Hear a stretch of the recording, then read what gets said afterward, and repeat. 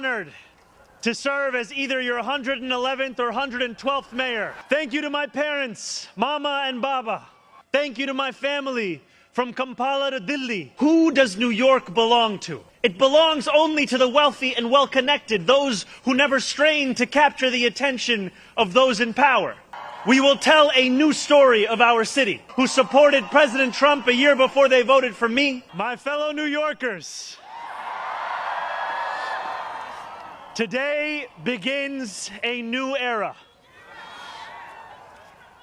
I stand before you, moved by the privilege of taking this sacred oath, humbled by the faith that you have placed in me, and honored to serve as either your 111th or 112th mayor of New York City.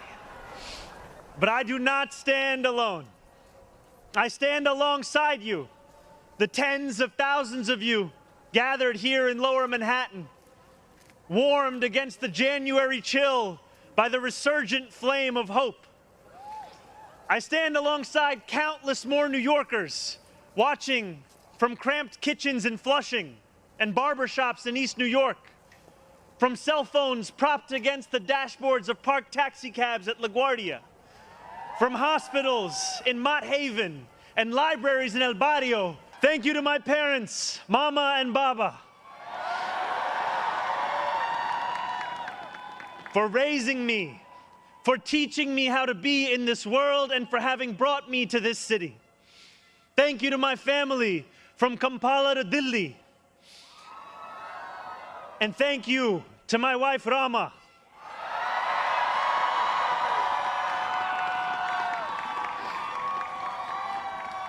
For being my best friend and for always showing me the beauty in everyday things.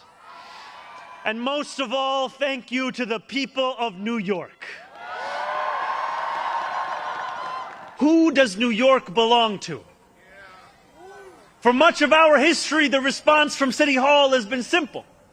It belongs only to the wealthy and well-connected, those who never strain to capture the attention of those in power. Working people have reckoned with the consequences. Crowded classrooms and public housing developments where the elevators sit out of orders.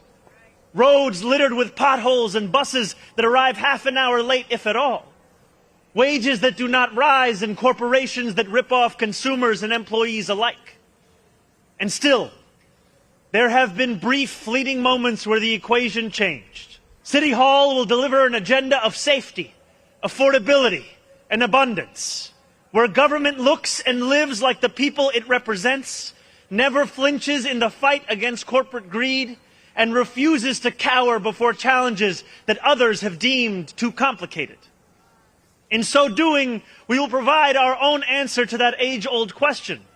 Who does New York belong to? Well, my friends, we can look to Madiba and the South African Freedom Charter. New York belongs to all who live in it. Together, we will tell a new story of our city. This will not be a tale of one city governed only by the 1%, nor will it be a tale of two cities, the rich versus the poor.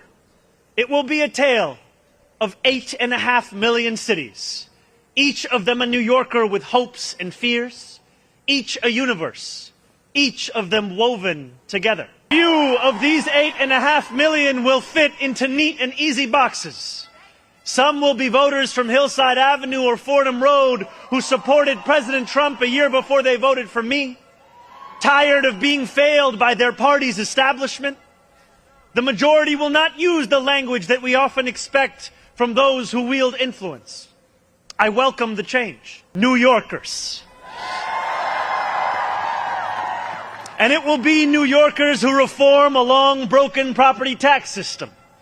New Yorkers who will create a new Department of Community Safety that will tackle the mental health crisis and let the police focus on the job they signed up to do. New Yorkers who will take on the bad landlords who mistreat their tenants and free small business owners from the shackles of bloated bureaucracy. And I am proud to be one of those New Yorkers. When we won the primary last June, there were many who said these aspirations and those who held them had come out of nowhere.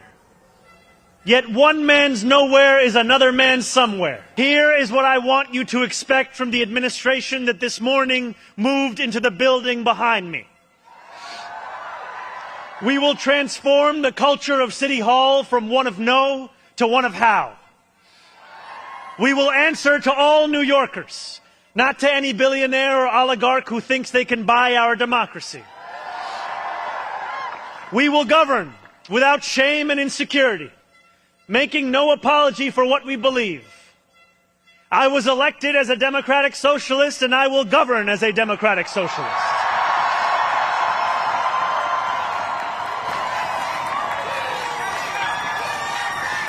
I will not abandon my principles for fear of being deemed radical. As the great senator from Vermont once said, what's radical is a system which gives so much to so few and denies so many people the basic necessities of life. We will strive each day to ensure that no New Yorker is priced out of any one of those basic necessities. And throughout it all, we will, in the words of Jason Terrence Phillips, better known as Jadakiss or Jay to the Moi, be outside. Because this is a government of New York, by New York, and for New York.